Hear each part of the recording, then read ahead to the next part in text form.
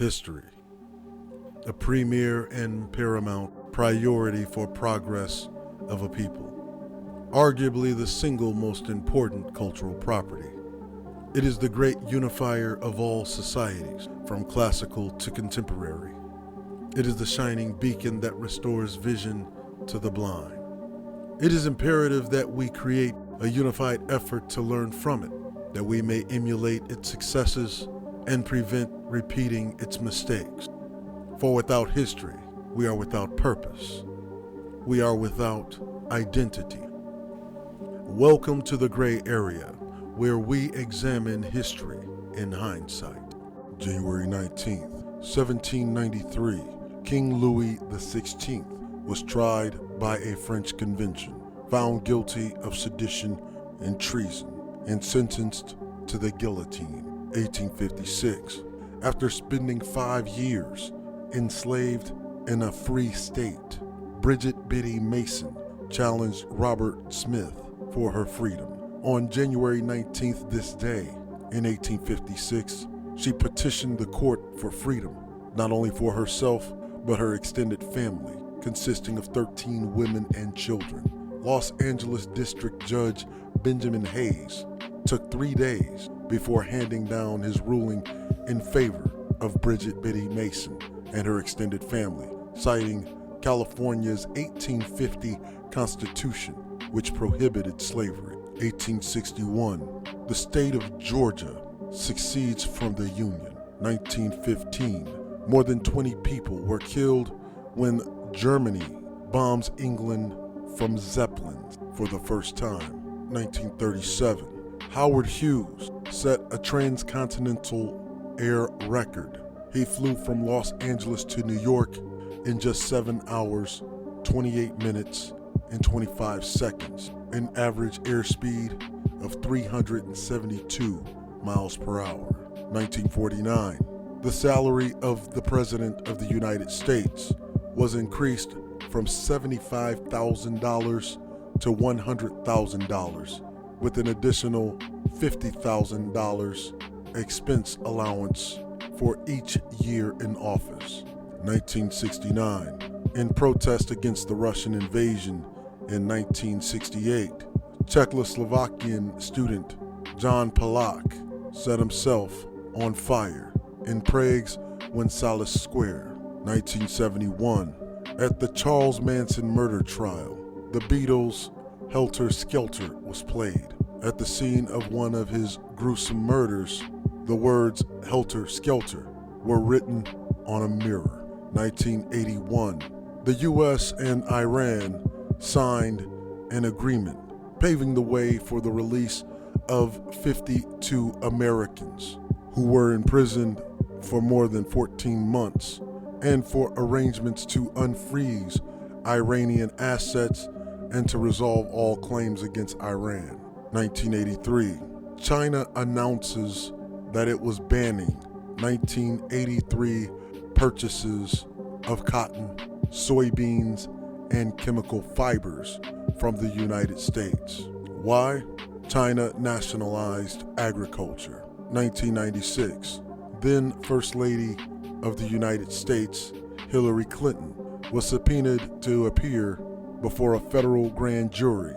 The investigation was concerning the discovery of billing records relating to the Whitewater real estate investment venture. However, rewinding all the way back to 1944, the U.S. federal government relinquishes control of the nation's railroads after the settlement of a wage dispute. The story begins in 1917, when one of the broadest acts of presidential power happened on this day. Woodrow Wilson issued an order for the federal government to nationalize the entire railroad system during World War I. For several years, Congress and the Wilson administration had tried to intervene in the railroad industry's economic struggles. By 1916, there were critical problems with the railroad system. The empowerment of the Interstate Commerce Commission, the ICC, a decade earlier, to control shipping rates came about with the passage of the Hepburn Act of 1906. It was President Theodore Roosevelt who championed the Hepburn Act, which gave the ICC power to regulate fair and just and reasonable rates for shipping and passengers charged by the railroads. Roosevelt succeeded despite heavy opposition from railroad interests, but the rate caps later came back to make some railroad systems unprofitable through the next decade, forcing them into receivership.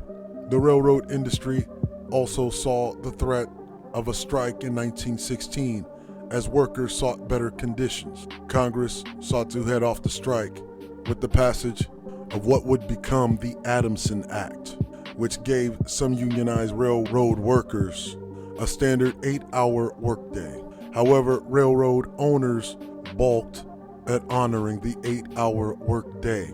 The issue made it to the Supreme Court, where Chief Justice Edward White wrote in Wilson versus New that a lower court erred in ruling the act unconstitutional because Congress had, quote, a power which inevitably resulted from its authority to protect interstate commerce, end quote. At the time, Congress passed the Army Appropriations Act of 1916, which granted the president the power to take over the nation's transportation systems if needed during times of war.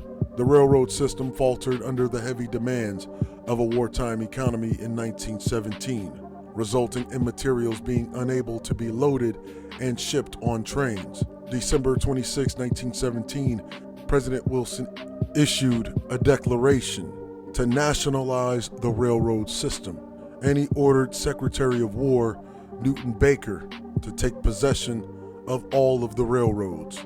December 28, 1917, Wilson appointed his son-in-law, Treasury Secretary William McAdoo, as administrator for the United States Railroad Administration.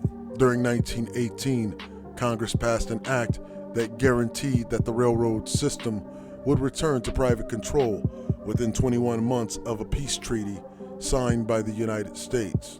The railways remained under federal control not only for the remainder of World War I, but until 1920 and beyond. The federal government made considerable efforts to consolidate and streamline services under its legal monopoly.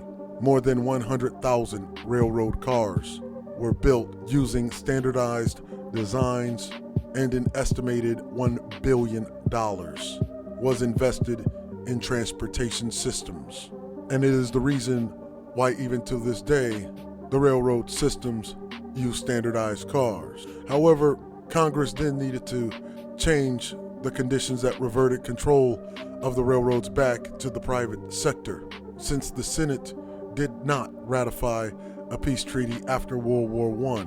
It was called the Transportation Act of 1920, also known as the Esch-Cummings Act, which returned the railroad system to private owners, but it expanded the powers of the ICC and established collective bargaining system. After all, at the time the government was to return the railroad systems, it was effectively losing a tremendous investment at the cost of taxpayer money. But private owners would not see the return of the railroads until over 20 years later, on this day, January 19th, 1944. In my opinion, it was a tremendous mistake to return the railroads to private hand. However, as a result of the government taking the railroads over, it resulted in hundreds of thousands of railroad workers from effectively losing their jobs and preventing the private sector from sinking economy to fill their pockets. You see, during the time of war, the private owners of the railroad companies tried to use, or rather exploit, the public trust by gouging prices for shipping and passengers, fixing rates. And whether you agree or disagree, Woodrow Wilson's actions saved the domestic economy during the midst of a war. You see, history much like time waits for no man. It is ultimately up to us to decide whether we choose to make it or be the reason we repeat it.